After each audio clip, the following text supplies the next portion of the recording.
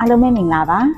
ကျမတို့တွေကပုံမှန် comfort zone ထဲမှာပဲပျော်ရွှင်ပြီးတော့ပုံမှန်နေ့တူကအလုပ်ငန်းတွေမှာပဲကျင့်နေပြီးတော့နေလေးရှိပါတယ်ကျမကတော့ဒီ comfort zone ထဲကနေပြီးတော့ရုံးထွက်ဖို့အတွက်မရဲ့စိတ်ထဲမှာ comfort zone ကနေရုံးထွက်မယ်ဆိုတဲ့စိတ်ဆန္ဒလေးတစ်ခုပေါ့နော်ဒီတွန်းအားလေးတစ်ခုကြောင့်ကျမ comfort zone ကနေရုံးထွက်ဖို့ကြိုးစားခဲ့တယ်ဒီလိုမျိုးကြိုးစားခဲ့တဲ့အချိန်မှာကျမအနေနဲ့